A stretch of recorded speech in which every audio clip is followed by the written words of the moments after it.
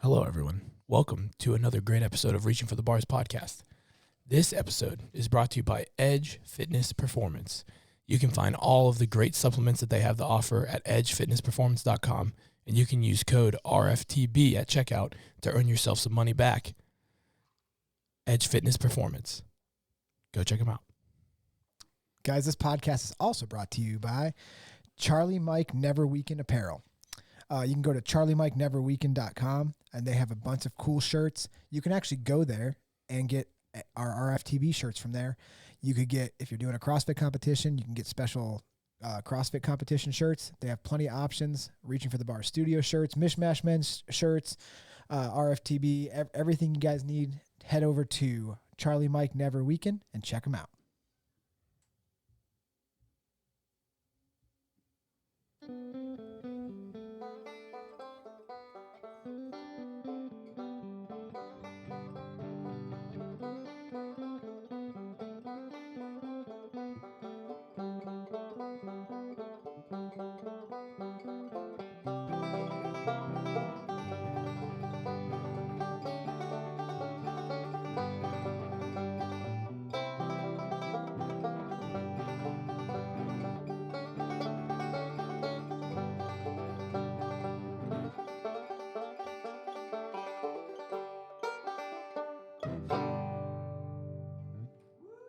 And now, for your listening pleasure, Reaching for the Bars.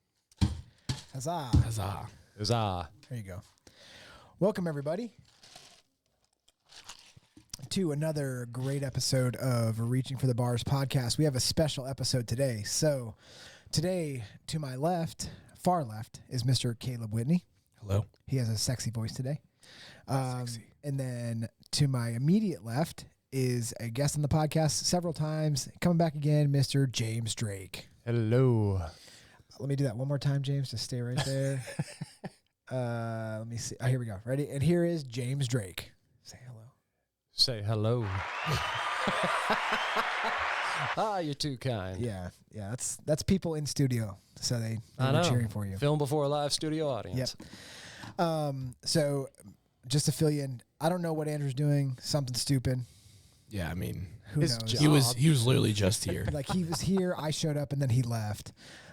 Mabry has a really good excuse. He was gone for a whole week, and then when he's back in town now, but he had to go see a movie. What? Yeah, so he had to go see a movie. He was like, "I'm sorry, I can't come." Is it a chick flick?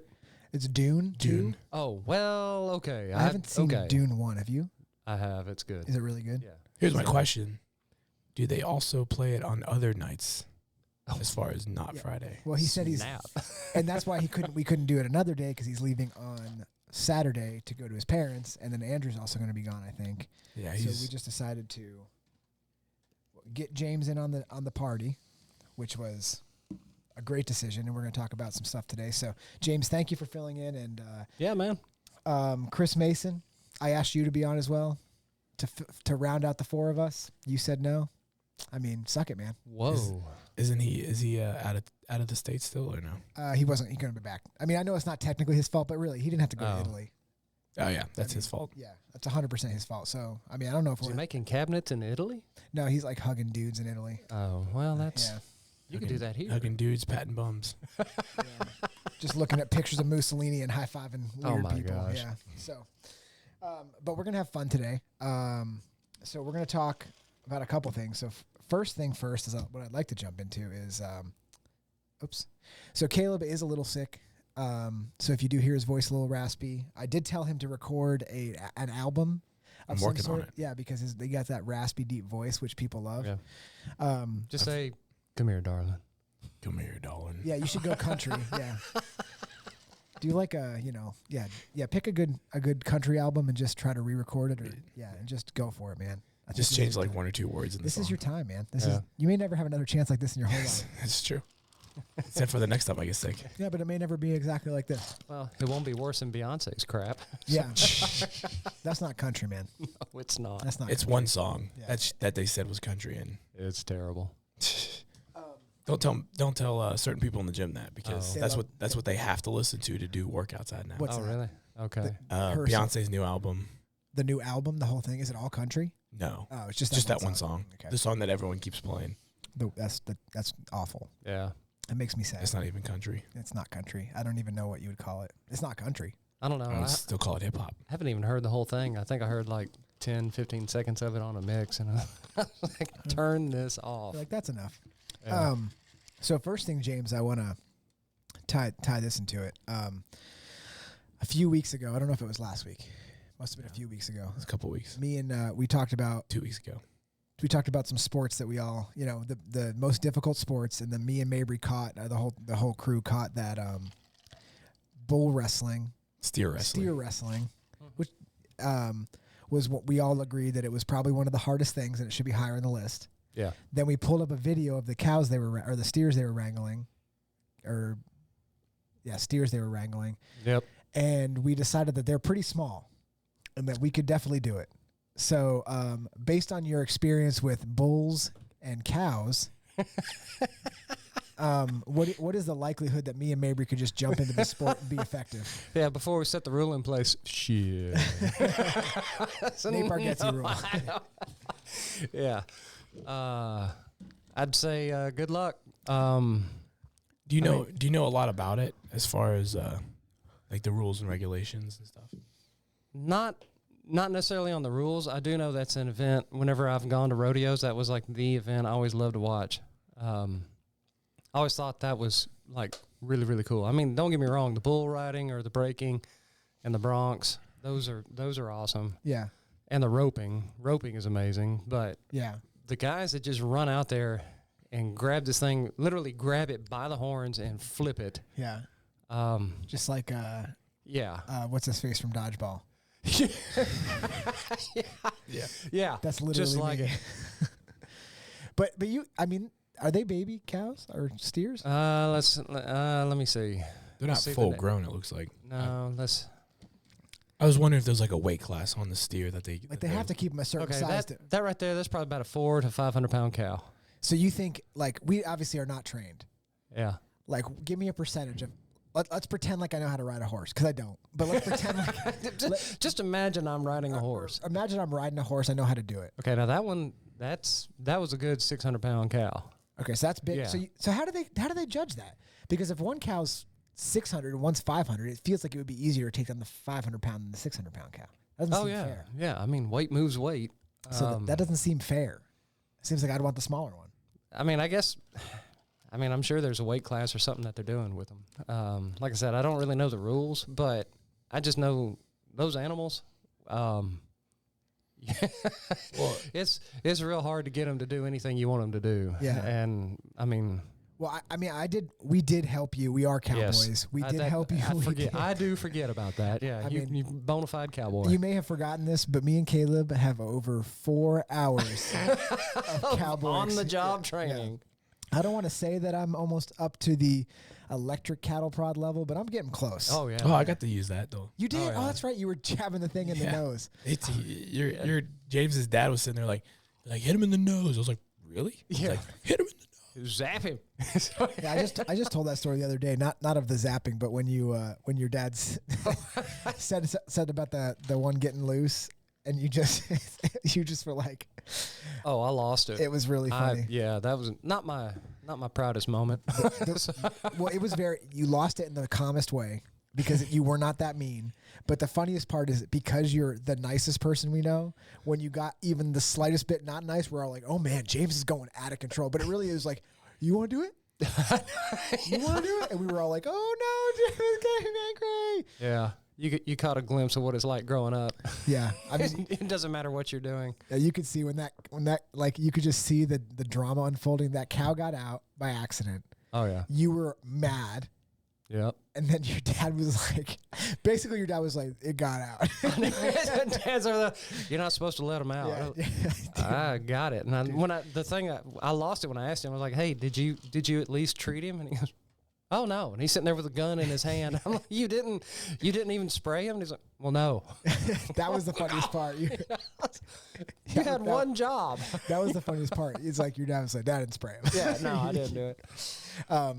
Yeah. So, just for reference, the cows and bulls that we were working with, Yeah. James is 100% right. If they don't want to do what you're asking them to do, they just don't do it. No. And in fact, they'll run. they go the opposite thing of what you want them to do. And then you can't just turn a cow. No. They don't like that. And then they'll kick you in the leg if you try to. Yeah, they Yeah. got you. And after it kicked Dave was getting a little cocky. Yeah. They knocked him down a Yeah, notch. he was Pegasus, or is it Pegasus? Who was flying too close to the sun? Daedalus. Who is it? Daedalus. Daedalus? Flying too close to the sun, and then his wings melted. Yeah. And then got kicked in the junk. So, so let me ask this question first. Can I choke out a cow, a 600-pound cow? No. 500-pound? Nope. What size cow can I choke out? Good chance with a newborn if you can catch him. Okay, what about one of those little Highland cows? Yeah, no. Oh my God. Is this based on the size of their neck? Yeah. It's just too much muscle? Yeah. Have Yeah. oh, go ahead. No, it's just, I mean, it's a very thick neck. Like, you think if I try, like, let's say the cow didn't freak out and jump and Yeah. move. Let's say I just had a stranglehold on it. You think there's no way I'm putting it to sleep? No. Because, well, Makes I me mean, wanna try because, so bad. well, I mean, from the time they're a newborn, I would say up until they're probably about a 300-pound cow, the amount of power and explosive movement that they have in their legs is insane. So, like, even if you got around their neck, Yeah. and at that size, it's pretty small. Okay, so you can get around the neck, Yeah. but those 4 hooves will just beat the Beat you ever up. living crap out of you. And I mean, they'll just buck, and they'll kick, and they can wiggle. Yeah. You Yeah. That know. makes sense. So the best thing I could do is that the next time we're loading up cows is we'll get, because the 300 to 400 pound is what we sell. Yeah. Yeah. All right, so Yeah. that's what's going on the trailer.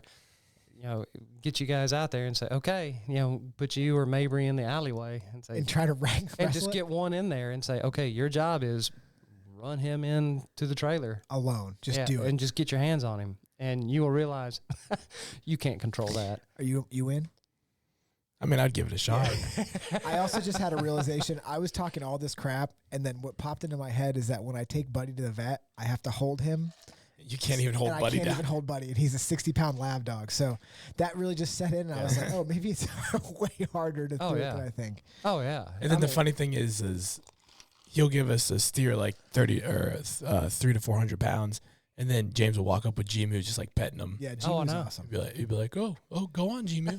Yeah, James is just like, that's G-Moo, let him go. And he's just like, all right.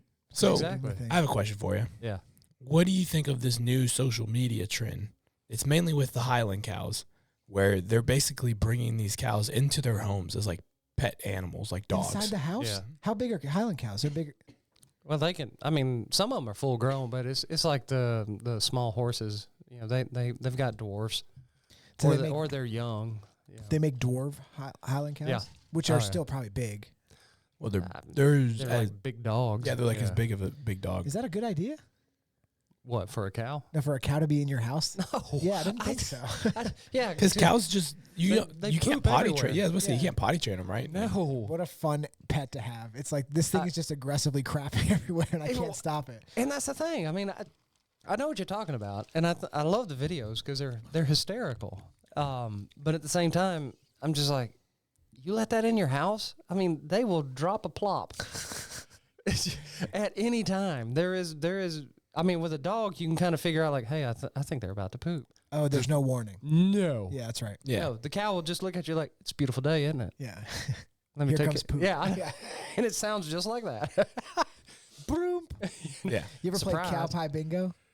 Man, we in high school, Yeah. I was on student council, and we were trying to come up with ideas for fundraisers. And we pitched this idea to, it never made it out of the assistant principal's office. We pitched it to him, and he was a farmer.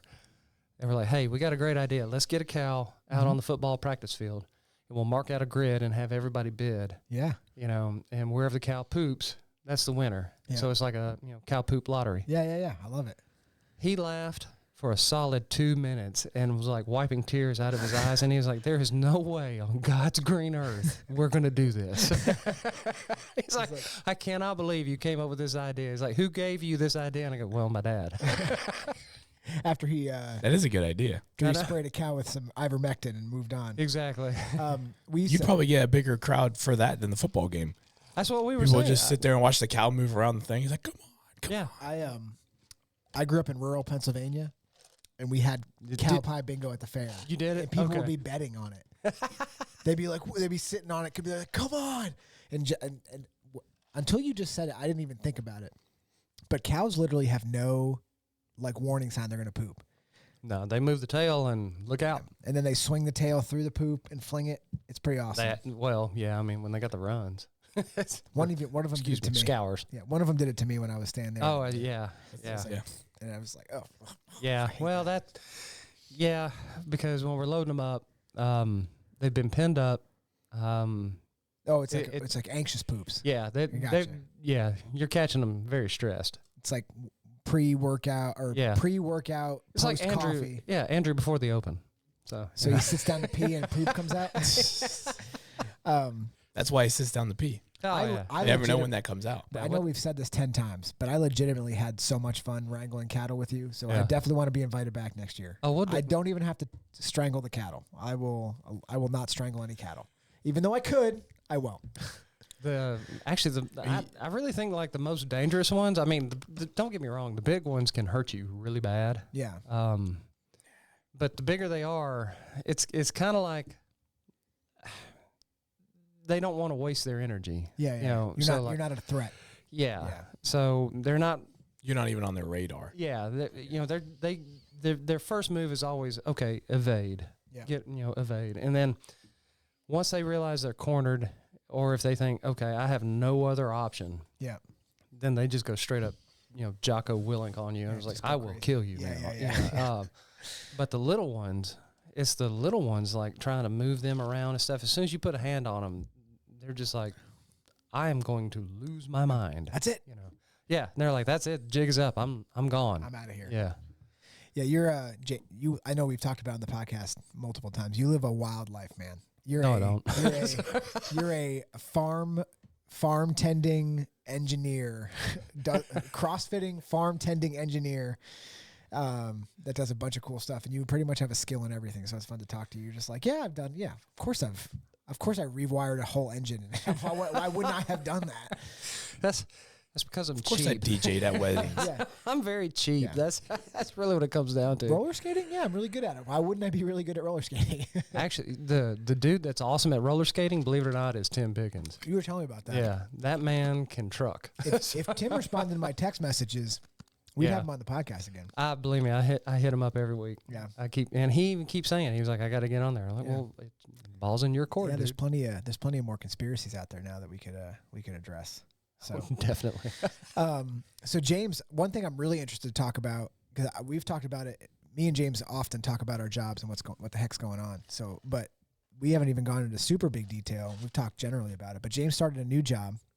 Yep. So left government work, essentially. Correct? Yeah, I was a government contractor. Yep. I was with a company called Teledyne Brown, and I had been with them for years. They basically, I mean, it was my family. They trained me. I think I had about 18 years total with them. Oh, wow. I guess you could say it was kind of like a love-hate relationship because I left the company and then would, get called up and get brought back and then leave and then come back. And the running joke around the place is, they're like, this is a crazy ex-girlfriend you can't get rid of. What have you ever seen Parks and Rec? Are you like when the accounting firm keeps thinking they're going to get what's his face? I know you're talking about too. And like, do you ever see that show? I've only seen bits and pieces. So there's one of the guys in the show. He keeps taking a job from this accounting firm, and then every time he goes there, he quits the first day. And they're like, we almost had him this time, guys. Wyatt, is that what I think? Is that right? Is it Wyatt? Cast of Parks and Rec. Oh boy, you're in videos, yeah. Go to all. That's the one with Ron Swanson, right? Yes. Okay. Yes. Yeah. Adam Scott. Who does he play? Oh boy. Yeah. That's a lot of Full words. bio. So anyway, he'll go to, like, every time he takes a new job, or leaves a job. He'll Yeah. go to this place, like he knows he can get a job there, and he'll go there and it'll be his first day. And they're like, everybody, he's back. And then he's like, he'll have like a coming to Jesus moment and be like, I can't take this job. And they're like, oh, we almost had you. I'm out. Yeah. Yeah. So you worked. So I guess I don't know this. So you said you worked there for 18 years. Yeah. You didn't do the original, like when you were working on the submersibles. Was that with that company too? Yeah. Oh, okay. Yeah, I don't think I knew that. I thought that was a different company. So No. you worked with the same company just on a different project. You got Gotcha. it. Yeah. I don't think I knew that either. Yeah. Ben? Why did I say Wyatt? Because his last name's Wyatt. Ben Wyatt. Dude, the brain. That's a crazy thing. Some Alpha people- brain yeah, right there. Yeah. So actually, keep going, James. Okay. Yeah. I changed jobs at the first of the year. Yep. Moved over to a company called Hanwha Cimarron, which is it's a Korean-owned company. Whoa. I know. It used to be called Cimarron Composites, and it was started by a NASA engineer. He was basically in the garage, and he took the technology he was developing at NASA and realized, hey, he definitely has the entrepreneur spirit. Yeah. And he developed composite overwrap pressure vessels. Okay, so basically what that is, that's a pressure tank that just gets wrapped in carbon fiber filament. Okay. And the beauty of those is that, okay, if you have a steel tank that holds pressure, the higher the pressure, the thicker the wall has to get to be able to hold it. All right. Well, you can only get so thick with steel as you go up in pressure, and then after a while, it's like, okay, you can't even make it, and even if you could make it, it is so heavy you can't do anything with it. Gotcha. Okay, so that's where the composites come in, is that it's the strength to weight ratio is off the charts, and so you can have very lightweight tanks, respectively thinking in that, a steel tank would weigh thousands and thousands of pounds. Okay, the composite tank will probably weigh 2,000 pounds. Is the composite tank fully composite, or does it have like an inner metal and it's wrapped? Is that what you're saying? Yeah, there's different ones. Okay. And the way I found out about this company was actually working on that submersible project. Oh, okay. I was designing the air system for it, and we needed air tanks. And the pressure that we were going to, the existing industries would not develop a tank at that pressure. And everyone I called, all the major manufacturers, they're like, no, we're not going to deviate our process to make you, 10 air tanks at this crazy pressure, because there were a lot of requirements. And they're like, we're not going to change for that. Sure. And then a friend of mine at the company told me, he's like, hey, you ought to call this guy. He just started a company. He's doing all this crazy stuff. Give him a shout. Well, I called him up and told him what we were needing, and he was just like, sure, I'll do it. And Holy I was smokes. like, really? And he goes, yeah, sounds like fun. Oh, my goodness. And so, that was back in 2012, 2013 time frame, started working with him. And worked with him. We developed this tank, got it certified by the Navy and Department of Transportation. And he has this, certified design that he still makes them for the Navy. Okay, so he grew this company over the years, and we always stayed in touch. So every project I would work on that, if it dealt with pressure and needed tanks, I would give him a call and be like, hey, this is what I'm looking for. Do you have anything we could use? And he's like, well, yeah, I have an idea. And he's definitely got this can-do entrepreneurial attitude. He'll make it work. Yeah. Yeah. And I would say, I think it was in 21, he sold his company to a Korean firm called Hanwha. Okay. All right. So the company was Cimarron Composites, and then they sold it to Hanwha. And he stayed on as chief tech officer, and I would say probably back in the summertime, late fall, or early fall rather, he called me one day and I was driving home, and it had to be one of those crappy days of work or something. And I was in my driveway talking to him, and he was just kind of going on. He's like, hey, I'm looking for an engineer. Do you know anybody in your circles that understands, manufacturing equipment, understands pressure vessels, pressure systems, this, that? And he just kind of kept describing basically my resume, and finally I was like, well, Tom, you're talking to him. Do you know anybody that owns a farm? I know.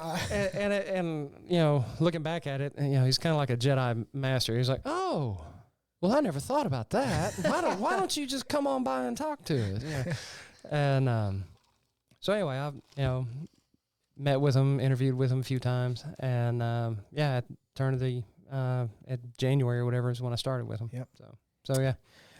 So explain some of the stuff that you've told us a little bit. So you get to part of your job is you get to sit in on and pressure test these tanks. So tell us a little bit about that. I'm interested. So the thing about composite tanks and like with steel tanks, they're pretty predictable. Mm-hmm. So there's a lot of design parameters that you go through, a lot of testing you go through, but you never really have to blow one up. Okay. Well, with composites, you're essentially taking something there's very little metal in it, and you're relying on sewing thread, essentially, very thin carbon fiber, and you're wrapping it around thousands and thousands of times, and you're relying on thread and glue wrapped around this thing to hold 10,000 psi. Okay, so that to put it in perspective, your water pressure in your house is at 50 psi. Yeah. All right, so and we're looking at 10,000, and this is what's being transported on over the highway because for like moving natural gas, hydrogen, propane. Well, propane moves at a different pressure, but you try to cram as much in as possible, so the pressures keep going up. All the distributors want to carry as much as they can in one trip, so very high pressures, and they need to be lightweight to go over the road. Mm-hmm.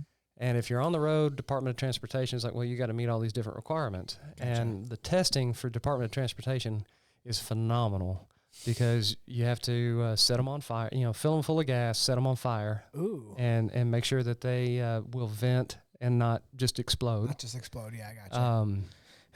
You get to shoot them with a 7.62 round. Is that in case somebody does shoot them with a 7.62 round? It's essentially, it's not so much that they will get shot, it is to demonstrate that they can be punctured and not pop. Not blow, gotcha. Yeah. But that happens. They do blow. Yeah. Yeah. Gotcha. Well, that, and I mean, people take pop shots at them. Funny little segue is that when they were building Saturn V and floating it down, sections of the Saturn V rocket and floating it down the Tennessee River, when they started to get into rural areas, people were taking pop shots at it. And, they would get down to the Cape and they were looking at it like, where'd the bullet holes come from? Oh, my God. Yeah, yeah. Let's go on down to the river and shoot some rockets. So you never know who's going to shoot what. But so you got to shoot it with a 7.62 round. Mm-hmm. And those are fun tests. That's a big round. Yeah, it is. And it has to be armor piercing. Oh, my goodness. Let's see. And then other tests that we do cycle testing where you run it up to design pressure and then back down to zero. And you sit there and you cycle it. I think it's like, depending on the standard you're trying to meet, it can be like 60,000 cycles, which will take months. So you got that. And then you have burst testing. So that's when you design the tank. You say, okay, this thing's going to pop at 15,000 psi. Yeah. Well, then you have to prove it, and so you got to run the thing up to 15,000 and see if it pops. And if it doesn't, and you're like, well, where does it pop? And you have to do that for like 3 or 4 tanks to show statistical family. Okay. So yeah, that's glorious. What do you pump these things full of? Just air? Water? Yeah. If you do air, it is a true bomb. I mean, it's like 200 pounds of TNT going Oh, that off. makes sense. Yeah, it's bad. That makes a lot of sense. That was a dumb question. What do you do with gas and... But, I mean, with water, that was the biggest shock that I have when I started there. Watching burst tests go off, I'm like, but we're just using water. It's supposed to be safe. And they were like, well, it is safe, but still, that is a lot of energy. Yeah, it's a lot of power. Yeah. Yeah. My goodness. And so, yeah, this past week I was up in North Carolina witnessing one of those tests. And we had I want to say it was about a 13, it may have been a 20-foot long tank. It was a long tank. Yeah. And we ran that sucker up. Burst pressure was supposed to be 10,000. And we show up, and it's in the middle of a tobacco field, out in the middle of nowhere.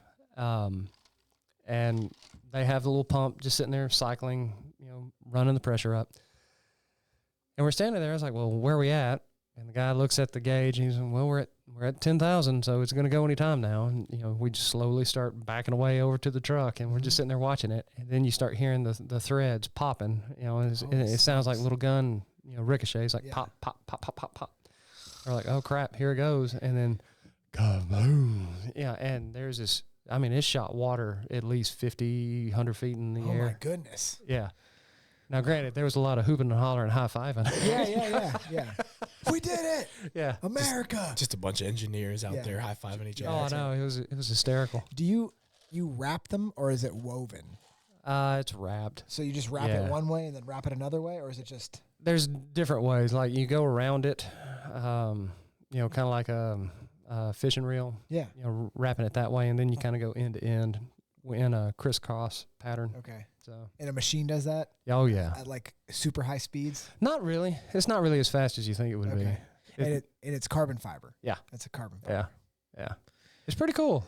It's pretty cool. It sounds pretty awesome. Every time you tell me something new about it, you're just like, oh yeah, and then I blew a tank up and it was pretty awesome. And I'm like, oh my God. We at our facility we do 6-foot tanks. We can do a smaller subscale, and that's about as big as we can go. I think we're allowed to go up to about 9 feet. Okay, so this was a big treat when you saw the 20-foot. Oh, yeah. Yeah, I gotcha. Yeah, because we're in the middle of an industrial park, and in fact, I think Madison County put requirements on us that we can't test at night. That's fair. Can only test, I think, in about a 6-hour window during the workday. Yeah. Because there was a period there. I think they were just blowing crap up right and left, and people were just like, "Stop it!" Yeah. You're near an arsenal and you're blowing bombs up in your yard. Oh yeah. Yeah, they're water bombs. I know. Basically a big water balloon. Yeah, it couldn't even hurt anybody. They are. Yeah. It couldn't even hurt anybody. So, but you are enjoying it. Yeah. That's got to be fun. It is fun. It's fun. It's a big change from what I've been doing.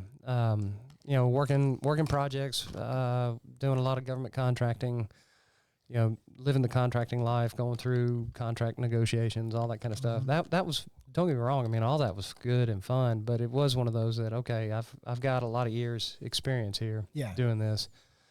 And this was kind of a new challenge. The company itself is it's owned by a very large Korean corporation, but the entity that they set up is very small. Okay. So you kind of have that small business fun. That's fair. I'm doing a lot of different things that I never ever thought I would be doing. Handling facilities, dealing with personnel. So that a lot of learning curve. Yeah. Sure. But I think it's all been fun. How many employees does the company have? If it's a small company, The total, I think we're about 70. Okay. I think we have a big plant down in Opelika. Okay. And the Huntsville office that I manage, we run 18. So 18 people? Yeah. That's enough to drive you crazy. It can. It can. Especially if they're having a bad day. Right. I've never seen, there are times when grown men can act like, 12-year-old schoolgirls. Sure.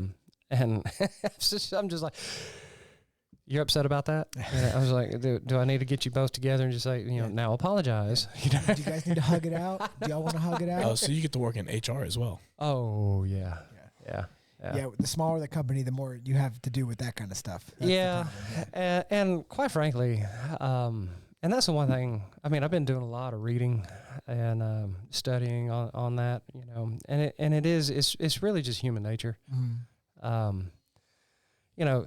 It's similar with coaching a team, any kind of leadership position is okay. Everyone on your team is valuable. You have to understand that everybody provides value. Whether or not they're actually in a position in which you can capitalize on their value, okay. Well, that's your job, is to figure out where can I put this person right, that they can be successful and feel that they're contributing. Right. And so that's been the fun part. And because I think they've had supervisors in the past that were probably on the abusive side, didn't have a lot of experience when it came to dealing with people. Not saying that like I'm some kind of wizard or anything like that, but I would hear some of their stories. I'm just like, I can't believe that an individual would talk to another human being that way. Yeah. You know. So that's definitely been a good learning curve. You know, and just learning how to deal with people. And I don't think I would be able to do that if it hadn't been for all the past years' experience. You can read books and you can watch, you know, podcasts and all this kind of stuff and get little snippets here and there. But I mean, it really does take years of experience of just dealing with people. Mm-hmm. So yeah, to get the most out of them. That was a good point you made. Is like you may have to make sure the people are in the right spots. That's pretty important, and it takes a while to learn how to do that effectively. That and I mean, and this is something I actually got this from the Jocko podcast one time. I heard him talking, and it was that, you know, he's like, first off, you know, it's your team. Yeah, you own it. Mm-hmm. Everyone on there is valuable, mm-hmm. and you have to have that mindset. You know, in other words, like if you come in and you're like, well, this guy's a twit. Yeah. Okay. Well, you're sunk. Yeah, that's right. Because you're already going to set up a division in the team. That's right. People will pick up on it whether or not you actually say something. And it's like, okay, you know, internally you may think, okay, this guy doesn't really have the skill set that we need, but he's yours. Mm-hmm. So, you know, use him to the best of his ability. That's right. Set him up for success. Leadership's a hard thing to be in, especially when you're trying to motivate people and get them to do their best in an environment where people are, you know, inherently you know, it's a tough challenge. It's a tough challenge, but it's fun to be able. I'm sure it's fun for you to be able to have that part. It is. I'd say the hardest part is they like to push boundaries. You know, I mean, I swear they're just like children. Yeah. You ask to do something, and they'll say, "Yeah, we'll get to it." Yeah. Okay. You know, day goes by, you're like, "Hey, did you do that?" "No, I'll get to it." Because now you're like, "All right, yeah, I'm gonna have to now I'm gonna have to be dad." Yeah, that's right. That's right. And that's not the fun part. Yeah, I understand. Have you had to bring the hammer down on anybody yet? Not really. No, that's good. Well, that's good. No, I mean, we've had conferences, you know, and one of those like, hey, you said you would do it. We need it done. Yeah. You know, it's getting done today. Yeah, that's right. That's fair. And pretty much leave it at that. Yeah. I think that's generally just people push that, like, especially if somebody's in a new leadership role. Yeah. You're going to push and see what you can get away with. And not even like you're intentionally doing it. You just don't know what the boundaries are. So if they're like, oh, James will, you know, if I say this, I can get it done in 2 days. He won't be mad at me. It's not even like I can get away with it. It's more like, well, he won't be mad at me if I miss it by a day. Yeah. And then all of a sudden you're like, oh, did you get it done? And they're like, well, no. And then it's like, well, it's one more day. He won't be mad. And then you're like, now. Exactly. And man, that's so hard. That is a hard line to walk because it's kind of like, you know, the culture is what you tolerate. Yeah, that's right. And so you end up asking yourself, like, okay, at what point do I stop tolerating? And then you realize, like, well, now I'm running the risk of, you know, dropping the hammer, creating a mutiny, pissing everybody off. And all right, well, I don't want to do that. Yeah, that's right. But we still got to get the job done. And it's a fine line. I mean, and there's no easy answer. That's right. Yeah, it's just you learn as you go, and you learn people as you go. That's the reality. I mean, every job you just learn as you go. Yeah, it's so much easier dealing with cows. You just hit them. Yeah, or they run off. Yeah, that's right. Yeah. Yeah, cool. I mean, it's very interesting. Everybody wants to see the videos that you have and of what you do. Like you were showing the videos the other night. I mean, it's a cool thing. So, the next big thing that's on everybody's mind is how is James feeling about the CrossFit Open? Oh gosh. You feel pretty good about it? No.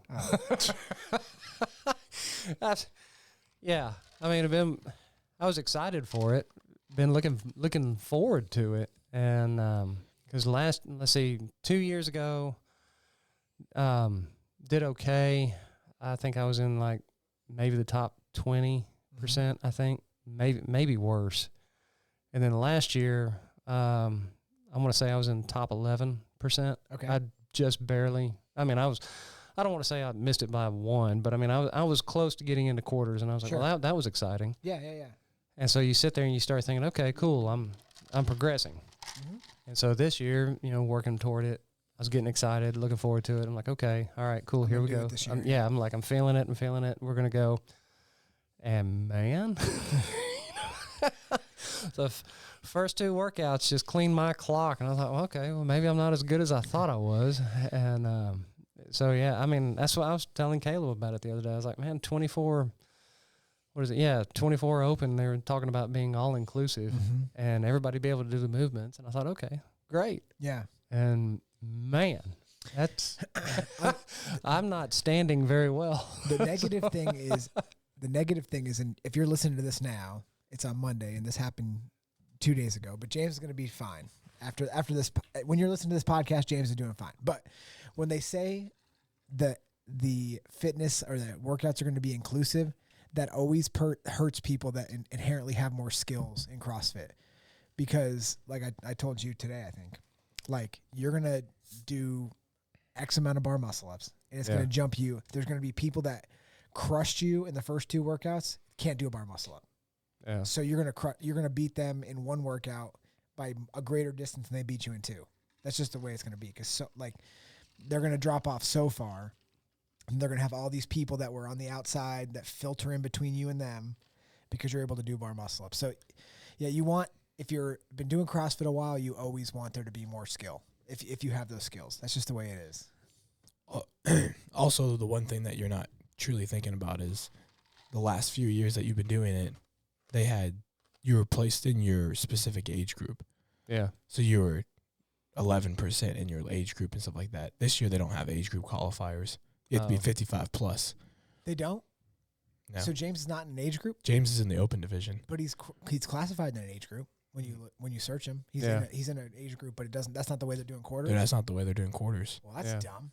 Because Masters isn't a part of the open anymore. Yeah. Masters competition. Oh, dude, well, you should be feeling way better. Yeah. They kick the old guys out. Well, I'm going to be honest with They you. have the legends. They have the legends and the teenagers that are separate from the CrossFit Games. So whenever you look James up, whatever his percentage is, that's in the open category. Dude, I'm going to be honest with you. You should be pumped. If you went from 20th% in your age group to now you're 20th% in the overall open? No, is that what you're saying? No, I'm 20% in my age group. Why are they classifying it that way? I don't understand. Why would they classify you in an age group? That depends on how you set the filter. Well, but if they're classifying you, what are you overall in the so? Oh gosh, so overall. Let me ask this. No, I don't care about overall placement. I guess what I'm asking is percentage. Top 50%. So why would they even filter it towards the athletes, to those age groups? Why would that even be a filterable option? To make it 45 and whatever. But why would they even make it an option? If you're in the open, what is it? It would be searching something that doesn't matter. I don't know. Interesting. Not sure why. Well, worldwide, I am in the 58th percentile. Oh, dude, for men. You're gonna crush it after this next. I bet you jump dang close to quarterfinals after this workout. You're so kind. I'm not joking. Think about. I just got to get to the bar muscle up. Think about how many people can't do bar muscle ups. The gym. Typically, gyms are a pretty good microcosm for the CrossFit world. Yeah. So think about how many people in this gym can do bar muscle ups versus the membership. Yeah. It's a pretty good. It's not exactly right, and some gyms are fitter and some gyms aren't. Yeah. But I think our gym's a pretty good microcosm for the rest of it. How many people actually have bar muscle ups versus don't. Yeah. And you're probably one of 10. One of 10 people. No, I think we got more that can do that. It's probably around 10. I bet. I don't know if it's It's probably about 10. There's 3 of us are sitting here. Let's not even count me. So 2 of us sitting here. Then you have Mabry, Grant, Laura, Dave. Yeah. Rachel. Yep. Yeah. Derek. Yep. Kennedy. Andrew. I saw today. Andrew. Kennedy. Yep. Mary Helen. 11. So 10 to 15 people. You're one of those 10 to 15 people that can do bar muscle ups out of a gym of way more than that. Gotcha. So it's a pretty good number for you to think about. So if you thought about, if you think about it this way, immediately you're going to be top 12, top 10 in the gym right off the bat. Hey. You know what I'm saying? Boom. If that's the case, I don't need to show up. Yeah. No, I'm kidding. You just show up. Don't even do the first part. Yeah. Just do 1 bar muscle up and be like, see, y'all jealous? Yeah. You just got to get to them. That's the thing. You'll get to them. I mean, You'll be all right. So yeah. But no, as far as the open goes, I mean, I've enjoyed it. Yeah. They've been good workouts. But yeah, they definitely cleaned my clock. Highlighted some weaknesses, and it's it's the same thing. We keep training, and it's I take a lot of breaks, and I get winded. So I keep waiting on this engine to come in. It's getting there. It's right around the corner. I know any day. But the problem is, Choo-choo. like, if you were good at the first one, you're going to be good at the second one. Like, if you crush the first one, there's not like somebody that crushed the first one and was like, I'm terrible scoring the seccond one. Unless they didn't have double unders. Unless they didn't have dubs. But if they didn't have dubs, that's a different story. But, like, there's not like a big, like, Not a huge there's not change. a huge change. It's like, it is what it is. Yeah. Like, it's just hurting. It's just how long you're hurting for has changed and what pace you're going at. Yeah. So but tomorrow, or if you're listening to this 2 days ago, it's going to be a totally different story. It's just going to be people trying to get through the chest to bars, and then a handful of people that can actually get to the bar muscle ups. I mean, you'll see it. There's going to be a lot of people that'll get their 10 thrusters in, and they won't even be able to do any chest to bar. Yeah. Well, I was like last year with the ring muscle up. I mean, I got through everything, and I think I had like 2 minutes to kill. Mm-hmm. And like, okay, let's see what we got. Yeah, let's see. And See what happens. I tried for 2 minutes to get a ring muscle up, and I was like, well, that was fun. Yep, you have to earn them. Tomorrow, you're pretty good at bar muscle up, so tomorrow you'll be fine. Yeah, they're actually pretty fun. Yeah, it'll be a good workout for you. You have really consistent kipping chest to bar pull ups. Be pretty easy day. The other guy we got to talk about is Dave Falls. He hurt his calves. He doesn't listen to this podcast. I know. You think you'll beat him on this tomorrow? Nah. You don't think? Nah. Dave is good. I mean, he really is. He lets on like he's not. Yeah. But no, he's very consistent. That's the other thing. That's one thing I've always enjoyed working out with. It doesn't matter what it is. He's very, very, very consistent. That's very fair. smooth. That's fair. And but but I think he's gonna have a harder time with the 135 thrusters. maybe I think he will. Caleb? I don't know. he's pretty strong. I haven't seen Dave. Dave has been taking it easier recently. Yeah. So, I don't know. You two should go in the same heat. I think that would You be guys fun. should definitely go in the same heat. I think that would be fun for everyone. Ultimate would be fun. throwdown. The ultimate throwdown. Tackle and grapple going Tackle for and it. grapple, yeah. They've turned on each other and now they're fighting. But yeah, if he tries to, I don't know. It all depends on the butterflying on the chest bar, how that goes. Because there are sometimes he's totally on, and then other times it's not happening. If you stay consistent on those kip and chest bars, you're gonna be just fine. I can. I mean, I've just now figured out butterflying on pull-ups, and even that's not really 100%. Yeah, stick with what you know. In this type of situation, don't try to be like, all right, got butterfly now. Yeah. As soon as somebody gets a butterfly pull up, they're like, I do this all the time now. I never change. But you have to like keep working the skill until you get it till it's like infallible and you can't screw it up. So yeah, do your kipping chest to bars. You're gonna be fine. You'll break it up. You'll be fine. 100%. I feel pretty confident you're gonna do good tomorrow. So Yeah. I'm gonna be. You could do, and I'm not saying this is what you should do, but you could do singles on the chest to bar and still make it to the you could. the second set, the thrusters. If you did singles in the chest to bar and attack the thrusters, you could. I would.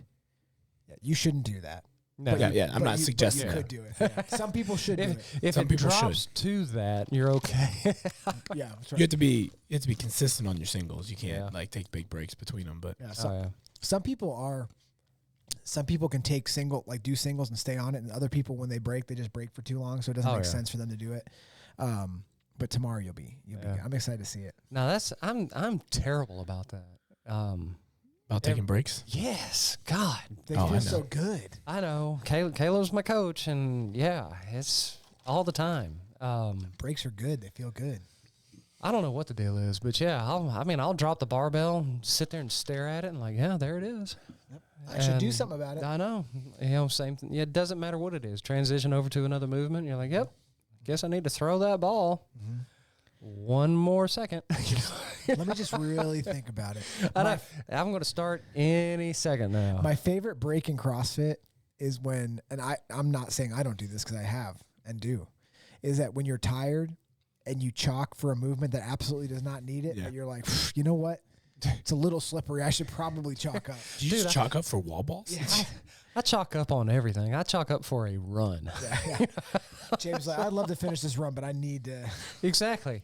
The chalk's good, but the other one is one of my favorites whenever people break is Mabry's classic at this, and the Andrew's even worse.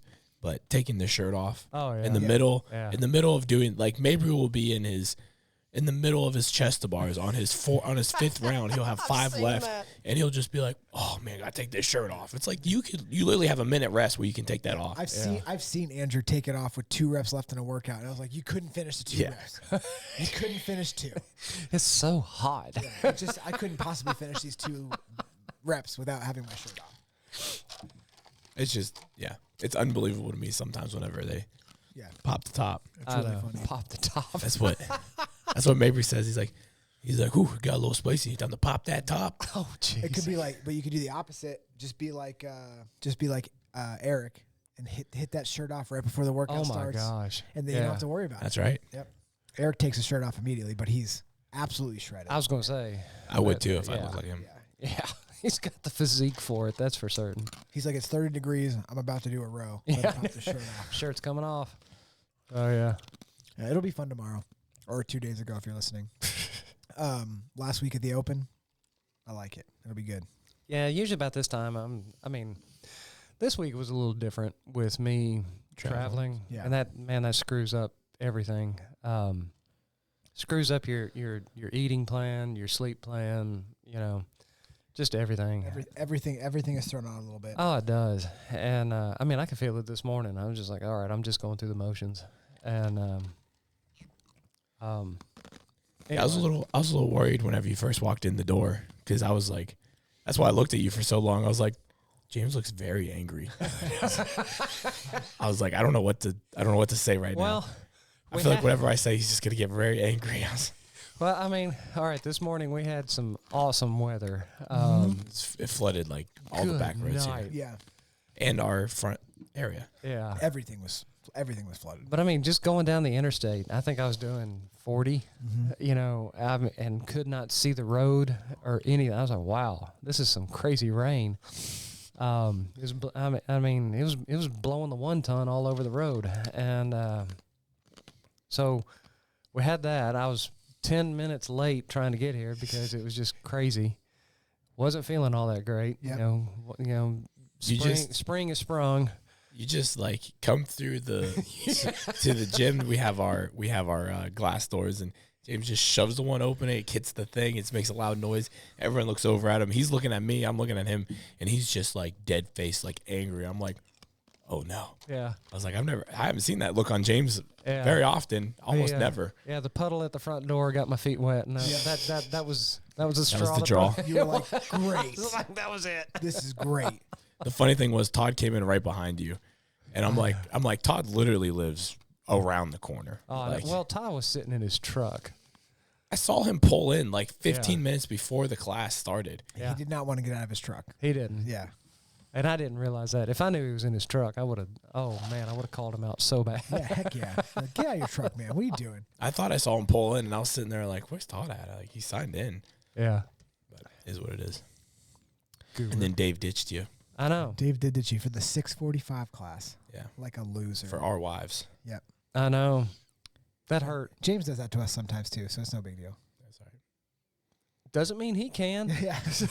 Yeah, I'm allowed to do it. Dave can't do it. I know. Yeah. Hey, with age comes privilege. Yeah, that's fair. Yeah, you're like, you come to this 5:30, and I don't have to come, but you have to be there. I like for you to be there when I show up. Yeah, Dave strolls in at 6:45. Oh, I know. Just like a straight up In sandals. Yeah. That is true. That goober. He is a goober. He needs. I'm going to show you that gun after this podcast too. Don't let me forget. Actually, yeah. I hope he does well on the tactical games. When is it? Do you know? September. September? Oh, he's got He's got some time. because he's terrible. He's the worst. I mean, he's terrible shot, no conditioning, so he's gonna have to get it up. Yeah, he needs to go buy a new gun. They laughed him out of the place when he had that Taurus. They were like, "You're not gonna do this, man." No, he didn't. What? He went shooting with a Taurus. Yeah. At a range, and he went to a tactical training with a Taurus at a range. And they laughed. Well, him out. I mean, bring what you got, but still, yeah, that's not that's a truck gun. They were like, "Get out of here, man! What are you trying to do?" That's when you drop when you need to. Yeah. Sometimes you throw that instead of shooting it. Yeah, it's like, sir, he was armed. Yeah. That's exactly it. Yeah, so Dave's doing these tactical games, which Caleb's going to pull up so we can see. You guys can't see it, but you could search it. Maybe Abby the intern can throw it up. He's going to be in Lawrence, South Carolina. That's where he's going? Mm-hmm. So far away. Why didn't he do one closer? This is the closest one to him. Yeah. Do you think I could not train at all? And beat him? Not practice my shooting, not do anything, not work out. Or I mean, I work out, but not do any specific training and beat him. No. Oh, man. Boy, does that make me want to try and do it. I'm just saying, Dave's going to be fine. This guy's wearing Nobles. I mean, it'll be all right. Yeah. I told Dave it'd be really funny if it's like the tactical games and he comes like he's wearing a ghillie suit and he jumps up behind the target and starts stabbing it in the neck. I swear he should do that. Yeah, that's exactly it. So like they don't even tell you how to train for these, right? So they have a thing that you can buy, in-person training or online training. Oh. And it's actually written, the training is written by Jacob Hepner, Oh, is it really? which is kind of cool. Can you learn more? TT Complete. Dry fire program. Costs $50. Oh my God, it's $50. Dave's like, I'll figure it out myself. He's so cheap. He's like, I thought I was cheap. I'm not cheap. He's like, I have a $300 gun. You think this will work? They're like, no. For the first shot. Yeah. That's cool. But yeah, this is something that we might suggest to him. Yeah. I kind of want to do this now. How do you do it? What do I have to do? Register. But I mean, like, how do I train for it? Like, for real. What do I have to do? What do I have to do? It looks like Shoot an AR? when I've done some research into it. It looks like there's a bare minimum, at least a 3 mile, if not more, run. Okay, I can do that. And you're carrying things, so you're wearing a weighted vest. It seems like the whole time you're carrying. Yeah, you got to carry your rounds. Carry your rounds with you. You're carrying your gun. And You're carrying a pistol. Sure. And then you'll have different objects you have to carry as well, like a sandbag, farmer carry, whatever it might be.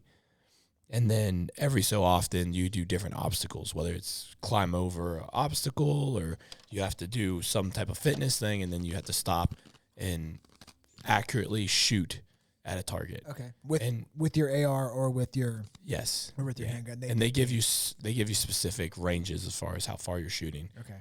But your score, you have to hit the target or whatever, however many times within this time range. Okay. And basically it's like you're having to do it with your heart rate elevated and everything like that. So, click compete. How do I do? I might do it. I'll just do it. Yeah, you are. You're going to do it. Sniper challenge. What's a skirmish? I might do it. Oh, it's the skirmish, a single-day event designed to prepare you for a TTG competition. Farmers carry, okay. I mean, obviously, I'm going to be fantastic at that. Obviously. Oh, these are just giving you the dates and where. They're all in Austin. I assume Austin, Texas. Austin skirmish. Well, that's stupid. I'm here. Why would I skirmish in Austin? Yeah, I'll skirmish right here. Could we set this up at your house? Sure. For real? Yeah. You promise? Yeah. Okay, we're doing it. Caleb, we're going to do it. Okay. Don't read the federal and state law. It's fine. Skip through we're that. fine. Yeah. General rules. So what do I need? I need a holster. Yeah. I need a loadout on my H&K. Ear protection. Yeah, definitely that. This is right here. I wonder what sights you're allowed to use on your AR-15. Quite honestly, if I had to guess, if they were going to do any kind of optics, it'd be a red dot. Red dot. That's what I had. And that's it. That's probably it, right? I mean, it is such a pet peeve when people are like, "Hey, I got a laser." I'm like, you won't be able to use it. Yeah, they're like, hold on, I'm gonna shoot this guy. I mean, unless it's pitch black. I'm like, oh, okay. I didn't realize you're on SEAL Team 6. Yeah, it's Call of Duty, isn't it? I know. I'm like, unless it's pitch black, you can't see the thing. I feel like Dave's gonna go out of control. He's gonna show up to the gym one day with night vision goggles, and he's like, "I'm ready for this." Seriously. Don't worry about competitor safety. It's fine. Yeah. Nah. We do need to get some decent plate targets. You can't just hang up carpet steel or whatever. You shoot right through it, so you have to get decent, like ballistic plate or something. Yeah. Something that's okay. So, all right. So here's the deal. Let's set this up for 45 AK ammunition. Okay, I gotcha. Let's set something up at your house this summer. Sure. Dave needs to practice anyway. Maybe I'll do it. No, I offered it up to him. Let's do it. I told him, I was like, hey, man. I'll help you set it up. We'll get some targets. We'll make some stuff. Yeah. And we'll set up, like, we'll bring weights and stuff. And, yeah. And oh my God, that'd be so fun. So I need to get a holster. I need to not tell Dave I'm doing it and then surprise him that day. And Does he have an AR? Yeah, he does. Okay. He doesn't have any optics for it, I don't think. I think it's just iron sights. Iron sights. Say I'll let. I mean, he can use mine if he needs to. But dude, this is gonna be awesome. I might do this. Are there any other? Is it only in South Carolina? no, there's a bunch. Okay, show me the closest one to here. South Carolina, I think, Is or it really? Georgia. Oh God, no, there's one at the bottom of Alabama. See the star? Oof. Well, Mobile. this is probably closer to us. Oh yeah, you're for sure right. I was like, it's in the same state, Caleb. Okay. There's a dude on Instagram that I see every now and then. He's a Brit. Uh-huh. He is hysterical. He's all the time like slamming Europeans whenever they criticize America about driving everywhere. And he's like, he just goes off on him. He's like, you have no idea how huge this country is. He's like, of course they drive everywhere. You freaking have to. That's really funny. That's exactly what my brain just immediately was like, if it's in Alabama, it's closer than anywhere else could be. Well, he goes on this rant. He was just like, a 2 hour drive? That is a daily commute for some Americans. That's true. That's true. He's like, that is not a problem. Oh my goodness, dude. I'm freaking pumped about this now. I wonder what the difference between the sniper challenge is. So it looks like North Carolina, Maxton, North Carolina might be the closest for us. But Dave's doing South Carolina? Templeton, PA. He might have wanted the longer time to train for it because that's in June. Fair. That's fair. I want to do the one Dave's doing. There's one in Iowa. I don't want to go to Iowa. I say field trip South Carolina. Yeah, let's do it, dude. That would be so fun. We should rent a camper and just go out there Yes, and hang I out. agree. Drink Oh, man. beers. Oh, look at this. Look Good at guys this. trip.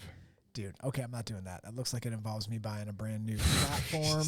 No, we're doing that. Okay. You need a 50 cal. I can hook you up No, with a 50 cal. I think I only need a. No. I need Need a sponsorship, Drake Farms? AR-10. Let's go, baby. Don't look now. Somebody's throwing lead downrange. Yeah. Doof. Who's this guy? I know. He's like, that's too big. Long foot format. Okay, well, I probably won't do that. Target distance range. I would really have to practice. 800 yards is very far. I was about to say, is like, if you actually hit something at 800 yards. Dude, that's forever away. That is forever away. Yeah. That's so far. The way this guy's holding this rifle, he looks so relaxed. Yeah, this guy knows how to shoot a gun. Yeah, I'm sure. Yeah. I don't think you're entering this competition without knowing how to shoot a gun. Like, I just walk up there, I'm like, I'm sure it's fine. How many beers have you had? Yeah. Huh? Yeah. They're like, sir, you Hold can't. my beer. Sir, you can't drink while you're shooting. Well, good. I'm glad I drank a bunch before I got here. Shouldn't be a problem. Everything about it sounds fun up until you're having to drag a sandbag. Ooh, there's divisions. Oh, I don't think there's divisions. there's like divisions. Do it. Nothing. Yeah. Hey, I might do this. It gives me something to train The for. sniper challenge? No. I'll do the regular tactical games. I don't want to do the sniper challenge. That guy already is intimidating me. This guy? Yeah. Oh, come on. You can do it. Dude, that guy knows how to freaking shoot. I'll get you a ghillie suit. Okay. I'm sure they would love that. I'm sure they would love that. I'm just like lurking. Yeah. You just show up in a ghillie suit. It's like, I'm here for the tactical games. Especially if like it's decorated out in swamp grass and you're like, we're in a field. Yeah. it's like all former military individuals. And they're sitting there, you're a pedestrian. They're just like, I'm in the Arctic I hate ghillie this suit, guy. like the snow. Oh, ones. there you go. I'm here for the shooting. I saw this on G.I. Joe. Yeah. it's the middle of summer, man. Yeah. Why would you even buy that? I don't know. Sniper. Yeah. I'm just laying This should there. be the punishment for losing fantasy football. Dude, the sniper. Do the sniper challenge. Oh my god! Just show just up. look like That an would be idiot. awesome. Just go up with like a Red Ryder BB gun. Yeah.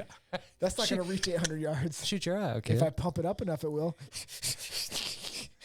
Trust me, it'll hit 800. Oh my god! Oh, I'm going to look into this more for real. I'm going to talk to Laura about it tonight. I may want to go do that. Go to shop. Let's see what I can buy. Oh boy. Because maybe this is the thing that I need. This is going off the rails quick. No, we hadn't even started talking about aliens. God, I don't know if I have enough time to talk about aliens now. My God, Regional we event gift card. we screwed it up. We did. We talked about too much other stuff. How much time we got? Well, we have unlimited time, but we're over an hour in. Oh, we are? Yeah, Oh, yeah. crap. All right. Well, hold on a minute. Do you have any conspiracies you want to talk about that are new? Anunnaki. You think they're real? Oh man, are you asking me as if I'm Cat Williams or asking me? I'm asking Dusty. Oh man, do you know what the Anunnaki is? No. Yeah. Well, they think it's Sorry. a race that came down and genetically altered us, and They're real. they're real. I'm claiming it. You think they're real? I'm not. It's definitely possible. You've heard it here first. Yeah. So the Anunnaki, they think is a. Where are they from? Do you know where they're from? No. How do you Is it- spell it? Oh God, AN. N-U-K-I, I think. ANU. Did it come up? Anunnaki. There you go. We probably wouldn't have got the two N's in the middle Yeah. there. So they think they've come down and pretty much In mythological beings mentioned in Middle Eastern and Mesopotamia. mythology, notable that of the Sumerians. Yes. Assyrians. So Oh, there's this is pe- boring. Yeah. So there's a.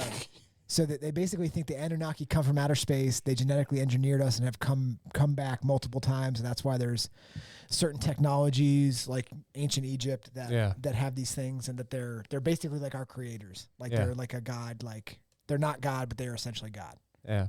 I don't know about the creator thing, but I think there's something there. Images. Like here's one. I found one. Here's an Anunnaki. But they were supposedly like giants. Yeah, there's like depictions of them that what people think are depictions of them. What do they think they changed about us? Our genetics. But like They turned us into. They took us from, like apes? Yeah, to humans. and then gave us technology as we grew. That's why they think ancient Egypt. And why do you think they're real? The only thing, this is what gets me, and I'm probably going to sound like a tin hat. Ooh, I like this. Crazy. Sound like it, yeah. Hold on. No, but it is. Need some tinfoil. I know. No, it's all the common symbology in different geographic locations. Is very interesting. In that, okay, everybody points to Egypt, but not many people talk about Middle America, or like Latin. Iowa. No, I'm sorry, that came out wrong. Oh, Middle North America. I know. Got to watch out for those Iowans. sorry. No, I'm just messing with you.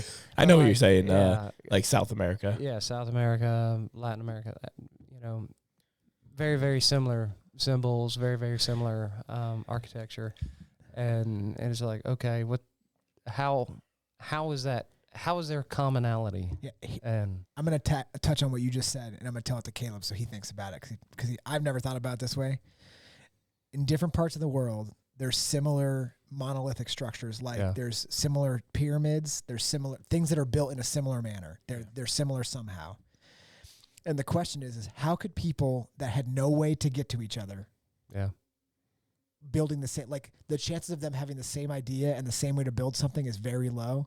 Yeah. And so they're like, how could they?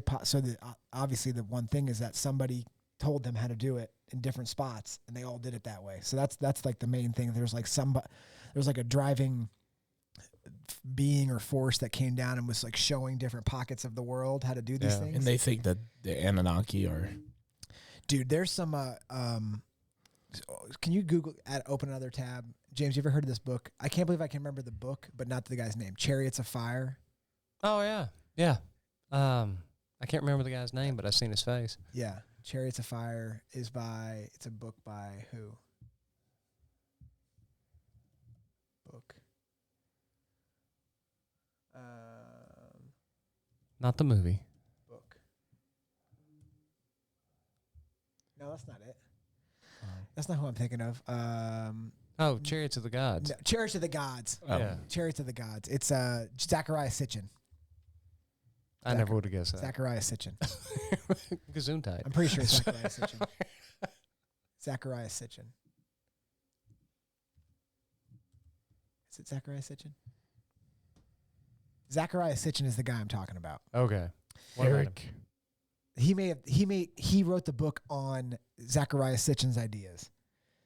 Okay. So Zachariah Sitchin was like pretty crazy.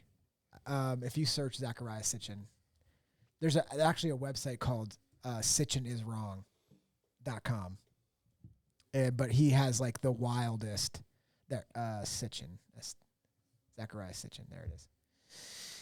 Yeah. So he thought you know how you heard Cat Williams on Joe Rogan's podcast?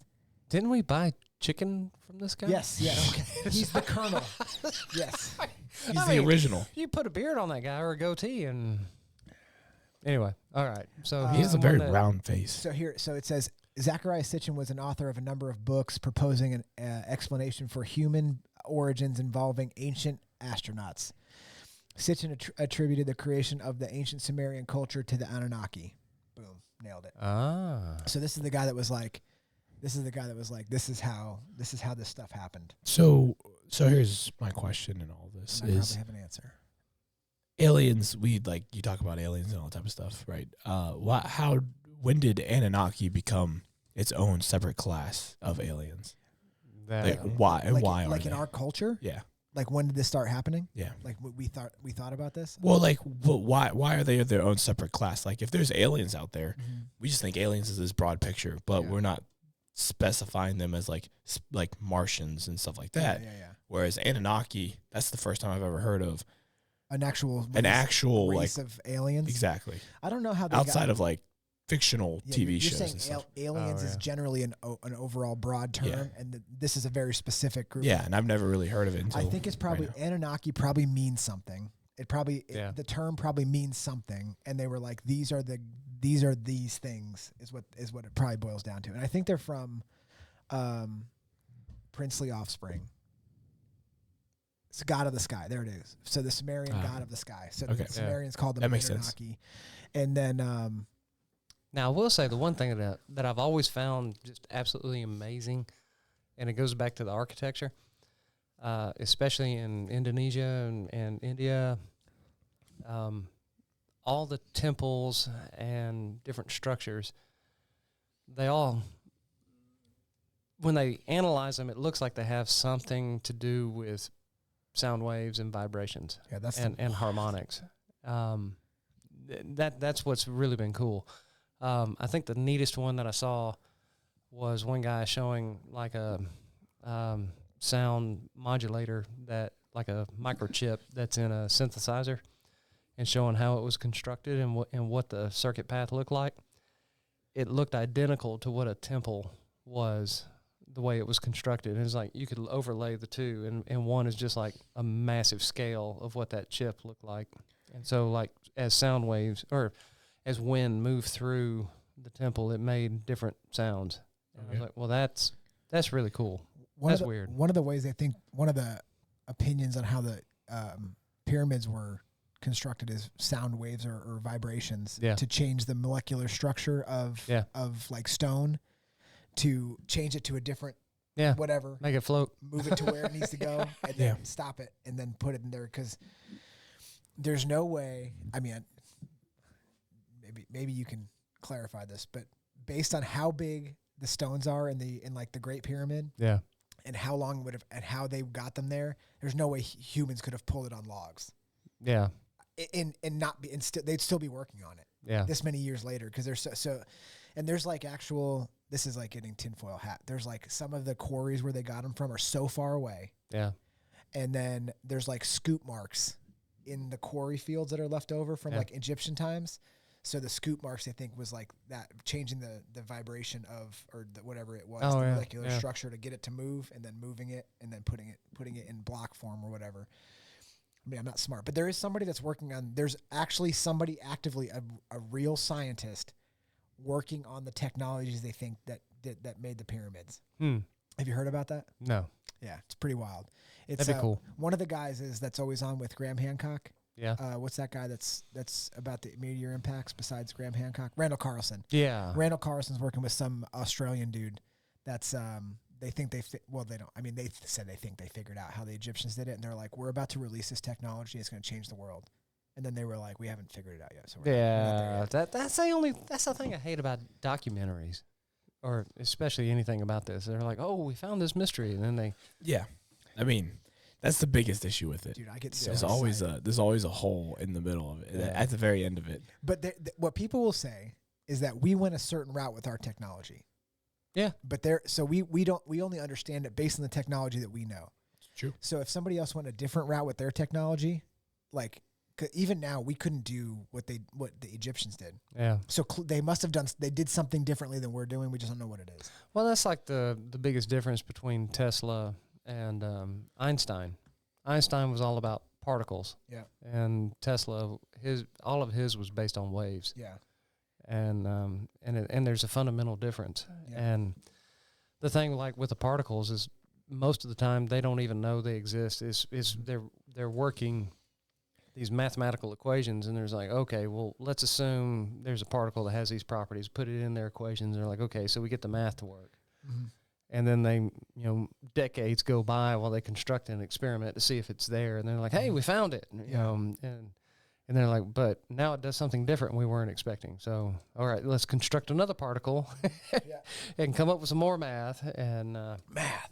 Yeah. Well, they just recently figured out that gravity is in waves. Yeah. That's like really recent. Yeah. Yeah. Yeah. Which is pretty wild.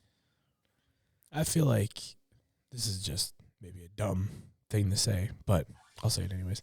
We're definitely more of as humans in this capacity, we're definitely more of a mechanical mindset. Yeah. Where, like the pyramids, for example, we have this big, massive stone. Yep. We need to move it. We need something big enough and strong enough and powerful enough to pick it up, carry it where we need to go, and take it there. We're not thinking of utilizing sound waves or utilizing something else to maneuver this thing. Yeah. Where what you guys are talking about would make sense if you're able to harness that energy and harness that technology, be able to use it. Yeah. But us as humans are so, we talk about aliens and stuff like that, and I'm not saying I'm believing it, but that's where like aliens look down on us and like these people are so stupid. Yeah. Like like if they're like they want monkeys with hammers. Exactly. But no, seriously though, they're like they just have these massive, like they probably look at a construction site and look at these massive vehicles carrying all this dirt. They're like, they spent so much time and effort into building this massive thing. All they need to do is this. Yeah, that's right. Yeah, I mean, we look at it, we legitimately, from where we are as a culture or like a human beings with our technology, we look at like how much horsepower it would take to move that thing. Yeah, exactly. It's like, we couldn't even get enough stuff to move that. But if you're doing something totally different, like what, one of the thoughts is if you're on a different planet and you just have different elements and materials, that your technology will just inherently be different. So you probably won't shoot a rocket with fire out the back to move. Exactly. You may use a different thing that makes sense to you, and you look down, you're like, why are they doing that? Yeah. Just like if, because it may be inferior to we just don't have that material. So they may be able to do something, totally different just because the materials that's afforded to them on wherever they're from. Oh yeah. Yeah. Probably Mars or Jupiter or wherever. They found a new planet that's like 3 times larger than the Earth. That's inhabitable. That could be inhabitable. Ooh. Yeah, it's pretty big. How far out there is it? I mean, it would take us a while to get there. Okay. Yeah. It would take us a while. How far Take have a we made pillow. it? Like we can make it to Mars in 6 months, I think. Is that what they said? No, 2 years. I thought they just said 6 months.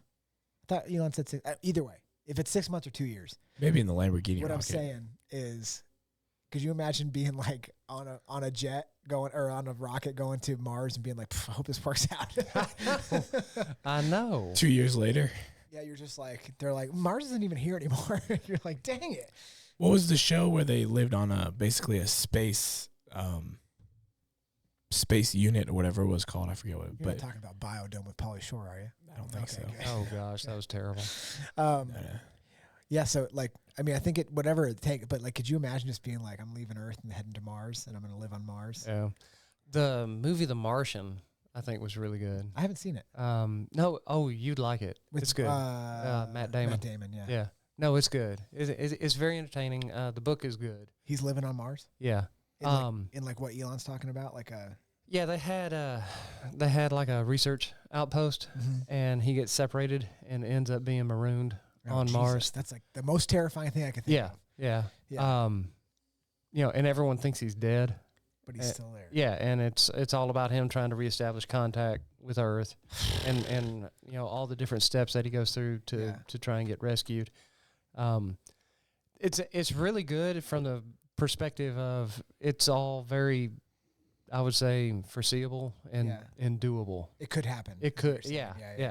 And it's all about. I mean, it's kind of like a modern day Indiana Jones, in which it's an average guy who's basically solving problems. And he's having to come up with an answer all the time. Oh my goodness. And but it's a very entertaining movie. Okay. So I'll have to check it out. Yeah, I'd although it'll that. terrify me because I can't think of anything more scary than being trapped on Mars alone, and I'd be like, how do I contact Earth? Exactly. Because that's part of it is like. Do you think you're going to be the person that's trapped on Mars? I could be. You don't know. I believe in a lot of crazy stuff. They may be like, this is the guy. We got to send him. Get him out of here. We need to get him on Mars right now. Every time I see something in the, like, I believe in aliens, obviously, and like I see like stuff in the, like stuff that blows my mind about outer space. Like they were just like, have you seen this storm that's been happening on Jupiter for 1,000 years? You're like, why is a storm happening for 1,000 years? And everybody's like, it's getting bigger. Like, what does that mean? Why is it getting bigger? They're like, it just covers like a third of the planet. It's no big deal. And you're like, my God, why is that happening out there? There's a fantastic book that I read back in high school, but it's really good. It's called Inherit the Stars. And, there's an asteroid belt between, I want to say it's between Earth and Mars. There's an asteroid belt. And the whole premise of the book starts off with a lunar mission.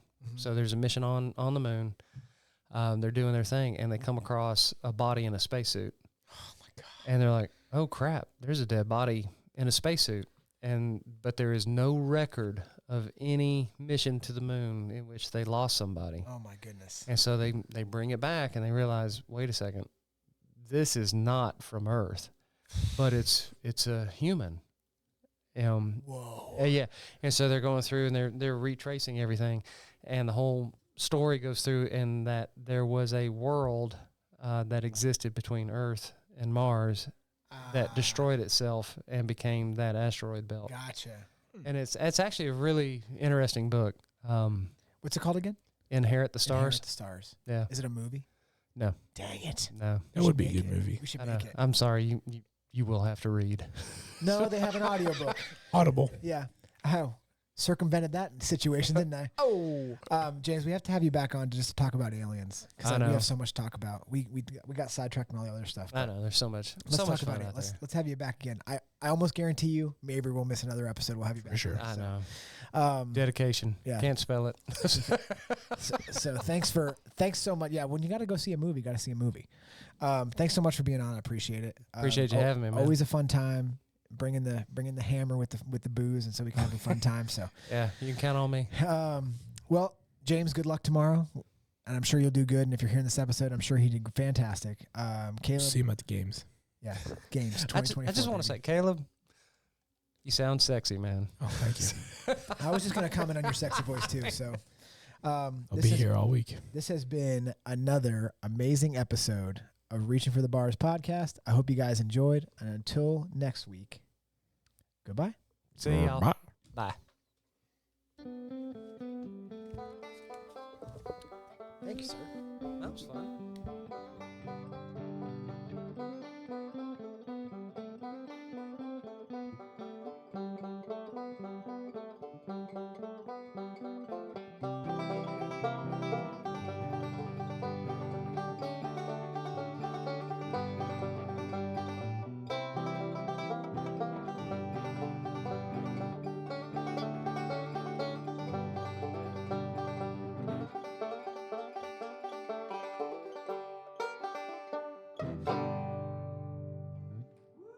And now, for your listening pleasure, Reaching for the Bars.